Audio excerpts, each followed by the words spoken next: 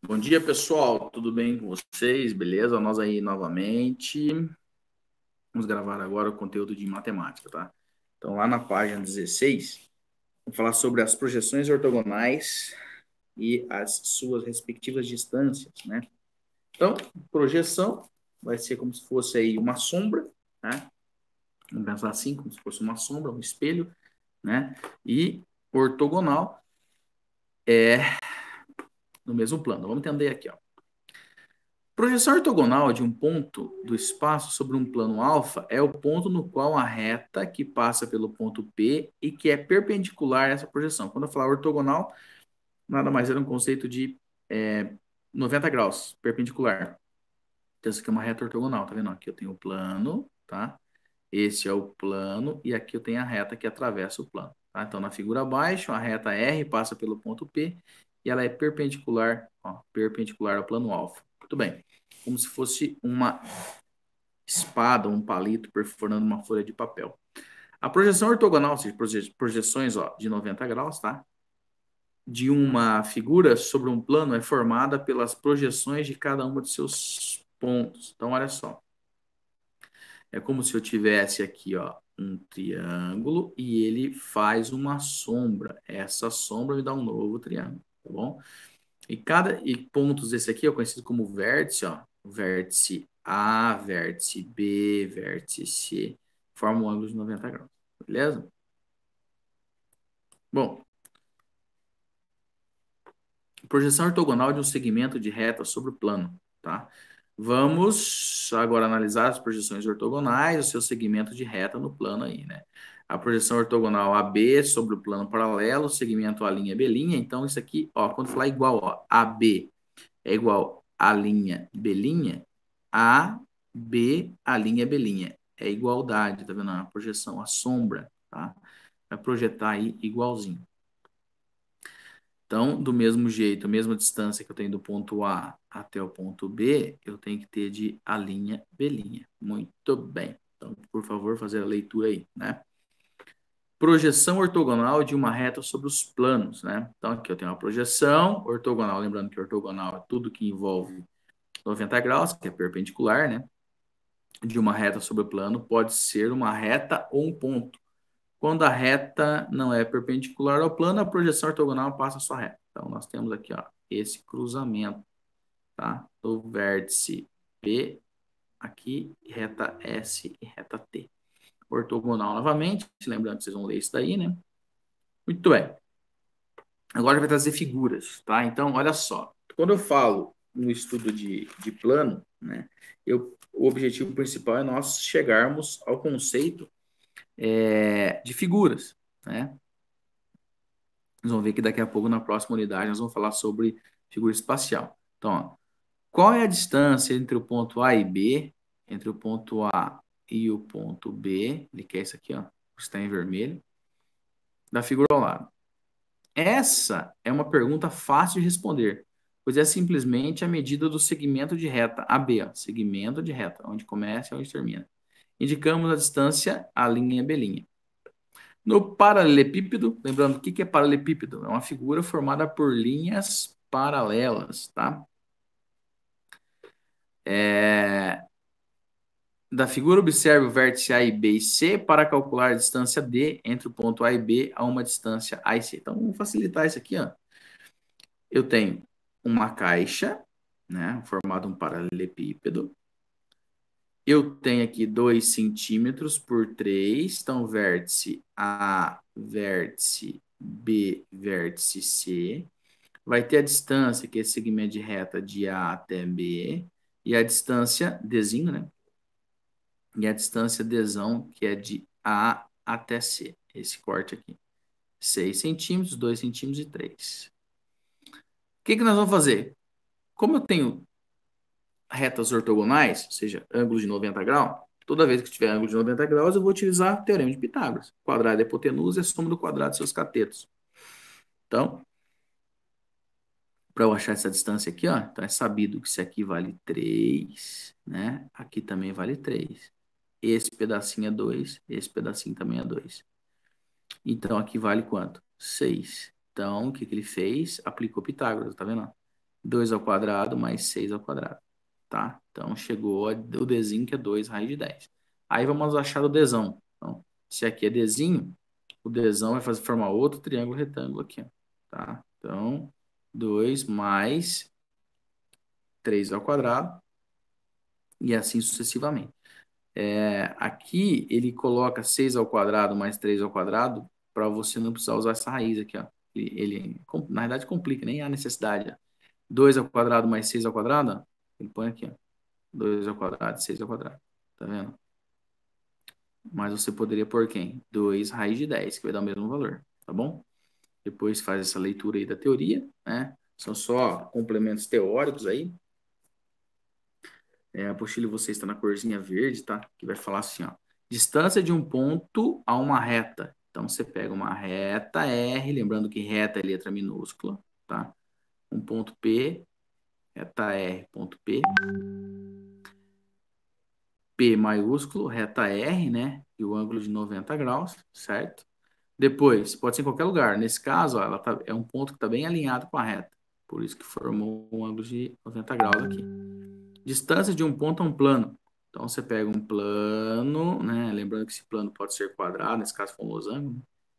Tem o ponto P, ele está ortogonal, tá? Se eu prolongar ele aqui, é como se fosse um palito de churrasquinho furando uma folha de papel. Distância entre duas retas paralelas. Então, eu vou ter duas retas, ó, uma reta R e uma reta S. Nesse caso, eu coloquei essas duas distâncias estão alinhadas, então por isso que elas são paralelas, linhas equidistantes que jamais vão se encontrar, né? Por esta razão, tá? Distância entre uma reta e um plano paralela, então você coloca o plano e é como se eu tivesse então uma régua aqui, ó, sobreposta no plano e eu levantasse essa régua, tá? Então esse ponto qualquer perfurando essa folha, eu vou ter a reta R. Muito bem. Distância entre dois planos paralelos. Aí agora já vou trabalhar com dois planos, né? Como se fosse o piso de uma casa e o telhado dessa casa, né? Beleza? E distância entre duas retas reversas, né? Retas reversas, ó, contrária a outra aqui, né? Reta R, reta S. Muito bem. Aí a figura, vocês vão depois fazer essa leitura aqui, vamos ver os modelos, tá? Precisa calcular as coisas? Ainda não. Não há necessidade. Aí, né, para que ninguém, depois você olha aqui, ó, matemática em detalhes, o que é isso? É a aplicação no dia a dia, né, onde eu posso aplicar isso aí, né, onde eu posso utilizar, tá? No meu dia a dia.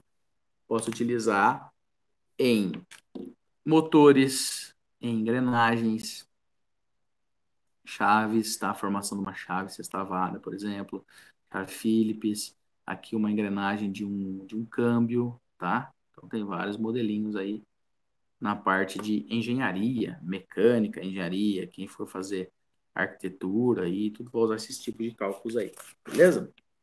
Então, por favor, fazer a leitura, né? Muito importante para que vocês possam entender o que o professor está querendo dizer aí, tá? Nos exercícios. Muito bem. O meu objetivo agora, né, é pedir para você resolver o exercício lá do caderno de atividades, tá? Desse conteúdo aí de geometria plana. Então, para a gente dar início ao conceito de espacial, tá? Então, lá na página, lá no caderno de atividades, página 3, né, reforçando que já tinha pedido, né, página 3, 4, 5, ok? 6, 7 e 8. É apenas teoria, verdadeiro ou falso, né? Lá no caderno de atividades. Não se esqueça, pessoal, que para vocês resolverem esses exercícios, você precisa fazer uma boa leitura. É um conteúdo só teórico, mas pode ser um conteúdo que dê uma confundida, tá? Então, para que não tenha um problema, o professor pede que vocês façam uma boa leitura, leiam com bastante calma a teoria, tá? E com base nisso, você daí vai resolver os exercícios lá do seu caderno de atividades, tá bom? Mais adiante aí, eu vou enviar depois o gabarito para vocês, ok? que vocês consigam, então, resolver e corrigir seus exercícios. Também manda mensagem, etc. Por que existe a geometria de posição que nós tínhamos estudado? Né? Tínhamos feito aquela teoria ali. A geometria de posição ela existe com o objetivo principal de chegar aqui, ó, na geometria espacial. A geometria espacial são figuras que encontram-se numa terceira dimensão, tá? Essa figura estando numa terceira dimensão é tudo que é 3D, por isso que é espacial, porque vai ter comprimento, vai ter largura e vai ter altura, tá? Então, essa ideia de comprimento, largura e altura é necessário ter a geometria de posição, porque conforme eu tenho a posição de reta, de ponto, de plano, eu consigo formar figuras, né? Então, aqui eu tenho uma figura aí, né? Um modelo atômico, etc. Então, poliedros, vamos tentar entender aí um pouquinho do conteúdo, pelo menos o conteúdo básico aí da nossa apostila, tá? Poli, muitos, né? Muitos lados. Então, vamos lá. Nessa unidade, né? Começaremos a estudar alguns sólidos geométricos, os sólidos formados por faces denominadas poliedros. A palavra poliedro origina-se do grego, né? Poli, muitas, né? Muitas faces, portanto, poliedro ele é um sólido com muitas faces. Muito bem. Então, o que nós estamos vendo aqui, né? Um exemplo aí, a aplicação, é uma obra muito bonita, né? Uma construção que lembra uma esfera, né? Com vários lados aí triangulares e aqui também um poliedro irregular. Observe alguns modelos desse poliedro. Então, aqui eu tenho várias figuras, né? Lembrando que é uma repetição de figuras de lados, né? Poli, muitos lados iguais, né? Irregulares, por isso que vai ficar poliedro regular, tá?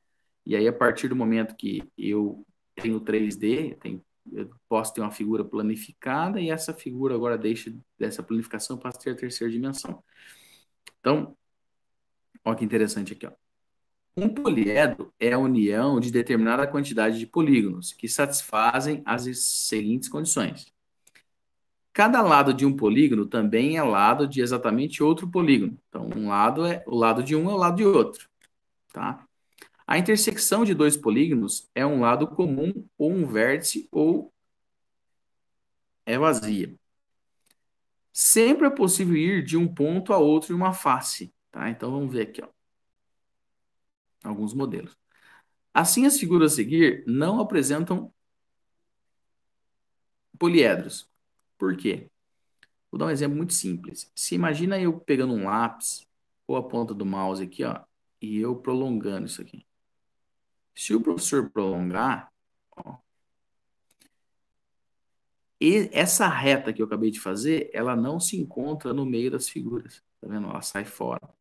Então, ela não é uma ideia de poliedro, tá bom?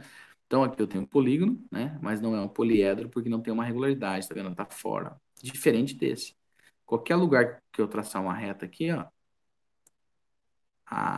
o risco feito a lápis vai se encontrar dentro dessa figura, tá? Bom, vamos lá então. O polígono que compõe o poliedro, então, ó, polígonos são poli, muitos lados. Quando eu junto esses polígonos, ó, por exemplo, esse polígono triangular aqui, ó, eu vou ter o poliedro, que é a figura 3D, né? São denominados faces. Cada lado de um polígono comum a duas faces denomina-se aresta. E cada vértice de uma face também é um vértice do polígono. Então, tá aqui. Não se esqueça. Esse pontinho é chamado de vértice, tá? Chamado de vértice, os pontinhos. A linha que forma esses pontinhos é chamado de aresta. Então, vértice, vértice, vértice, vértice. A linha é chamada de aresta. E a junção dessas arestas, essa parte pintada, rachurada, que a gente fala em matemática, é chamada de face, né? Lembra? Face, tá? Então, você pode contar aí, né? Eu tenho 9 faces, contando a parte de baixo, 16 linhas, 16 arestas e 9 vértices. Essa figura, 8 faces, 18 arestas e 12 vértices. Muito bem. Mas eu preciso saber algumas formações. Uma curiosidade, essa figura, esse poliedro, ele é formado por polígonos quadrados, tá vendo? Por polígonos retangulares, por polígonos triangulares. Quando eu juntar polígono, quadrado, retangular, triangular, eu vou ter um poliedro, beleza? Assim como os poliedros também são classificados como convexo ou não convexo. O que é isso? Um polígono é convexo quando qualquer segmento de reta com extremidade em dois de seus pontos está inteiramente contido no polígono. Então, de novo, é aquele esquema que o professor tinha comentado acima lá. Eu pego um lápis e eu risco. Quando o professor riscar a lápis, note que eu vou ter, então, uma reta que se encontra dentro desse polígono. Agora, se eu ligar esse lado aqui, ó, então por isso que está escrito assim, ó, hexágono convexo. O não convexo é eu pego um lado no outro e eu risco, ele vai sair fora. Tá vendo? Sai fora aqui. Então, é não convexo, beleza? Ó, convexo, não convexo. Muito bem. Então, aqui tem uma tabelinha para a gente completar. Nós vamos completar juntos, né? Para dar continuidade na nossa resolução, tá? Isso aqui é para a gente chegar a um conteúdo da fórmula de Euler, tá? Logo de tanto a gente montar aqui, já vão entender o que vai ser. Em um poliedro convexo, existe uma importante relação que envolve o número de vértices e faces de uma aresta. Observe alguns poliedros convexos e complete a tabela. Então, aqui eu tenho número de vértices, vai contar. 1, 2, 3, 4. 4. Número de faces. 1, 2, 3, 4.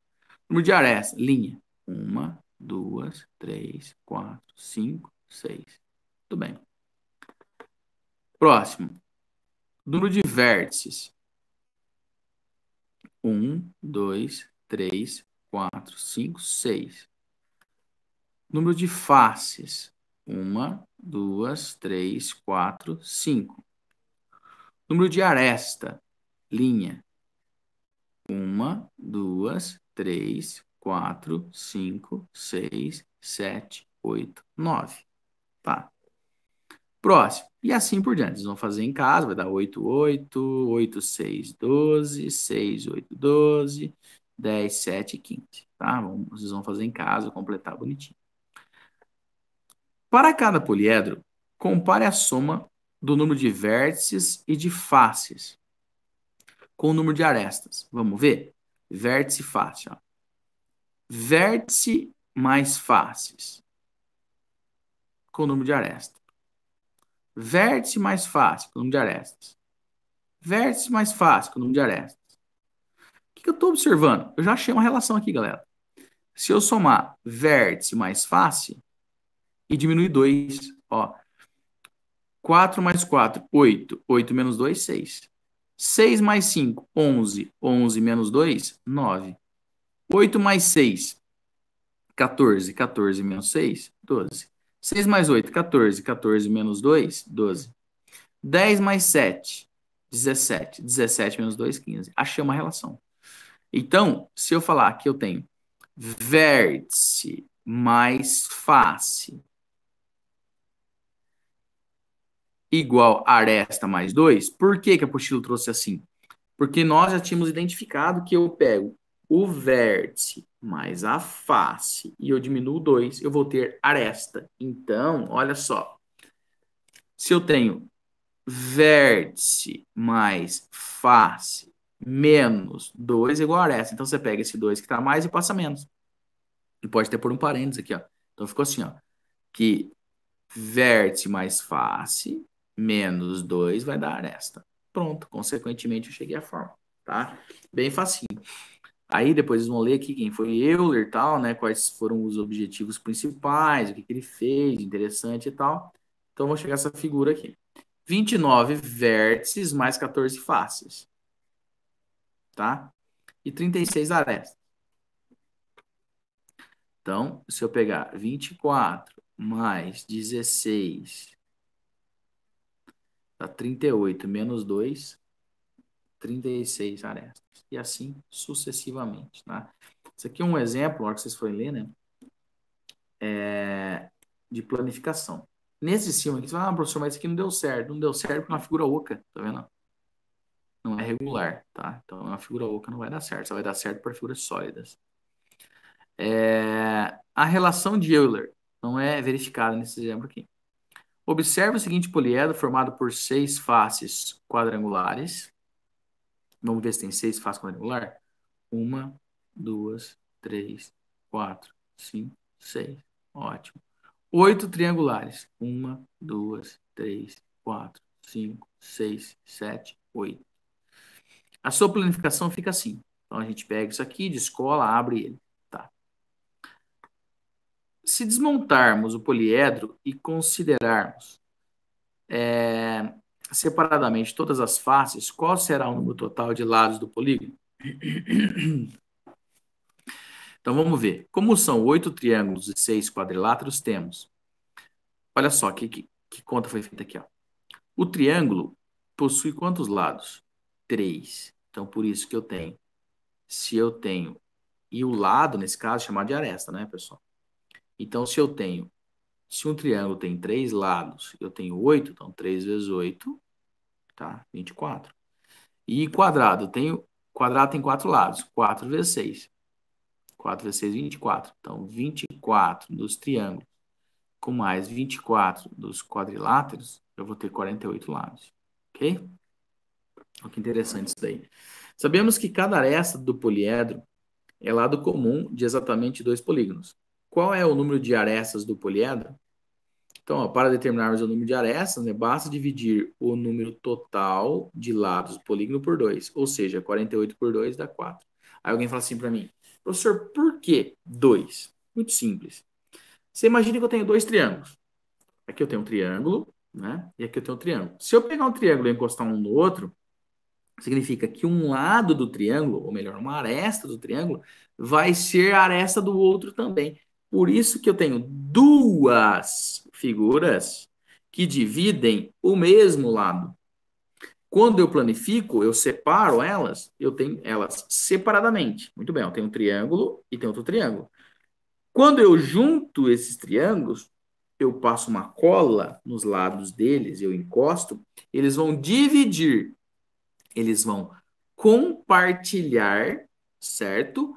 A mesma aresta. Por isso que a gente divide sempre por 2. Então, olha assim, olha aqui. Em um poliedro, o número total de lados do polígono N é igual ao dobro do número de arestas. Entenderam? Por quê? Quando eu falo em lados, eu tenho um triângulo separado. Eu tenho um triângulo separado. Então, o triângulo tem 3 lados. Mas quando eu junto esses triângulos, eu deixo de ter lados e passo a ter arestas. E aí, uma dessas arestas, elas vão ser compartilhadas, tá bom? Toma muito cuidado, então, com tudo isso aqui. Beleza? Aqui vai ter mais alguns exemplos, né? Entre eles, vai falar sobre ângulo, tá? Então, deixar claro aí, depois vocês vão ler aqui, por favor, né? Mas vamos chegar nessa equação aqui, ó. Quando eu falar em ângulo, todo mundo sabe que a soma dos ângulos internos de um triângulo sempre é de um triângulo, 180 graus, né? Ângulos internos, tá? Agora, o que vai acontecer aqui? Nessa figura, por exemplo, o poliedro tem 3 faces triangulares, uma face hexagonal, assim a soma das medidas dos ângulos internos de todas as faces é. Por quê? Quantos triângulos eu tenho aqui? 6. Se a soma dos ângulos internos do triângulo é 180, eu faço 6 vezes 180, tá bom? Mais, depois que é a parte de baixo, 6 menos 2, que eu estou diminuindo lá as arestas, ok? Traduzindo, a soma das medidas dos ângulos inferiores de um poliedro convexo é dada por 360, porque é a junção de 2, eu vou juntar 2, são 180, 180, 360, e o vértice menos 2, usando a equação de Euler, tá bom? Então, hoje, eu expliquei como seria o conceito de Euler, e também a fórmula. Isso é quando o exercício pedir, ó, a soma dos ângulos internos, a soma das medidas dos ângulos internos. Você vai usar 360, porque tá colado 2 triângulos, né, um ladinho do outro. Aí você pega o vértice e diminui 2, tá bom? Aí nós vamos resolver os exercícios aí para frente, né? Então, por exemplo, verifica a validade da fórmula para os poliedros anteriores. Então, se o poliedro ele tem 6 vértices, você vai fazer 6 menos 2. Desculpa, falei errado. 8. Já pensei na subtraída já. 8 menos 2, 6. 6 vezes 360, 2.160. Tá? Se tiver 7, 7 menos 2, né? Vezes 360. E assim sucessivamente. Beleza? Então, o professor pediu para vocês darem uma lida, né? Tentar resolver os exercícios aí. Os primeiros, pelo menos, da página 33, tá bom? Próxima aula, resolvendo exercício na lousa. Valeu, galera. Muito obrigado aí pela participação. Dá uma lida na aula texto e nos exercícios. Valeu, forte abraço, até a próxima. Tchau, tchau.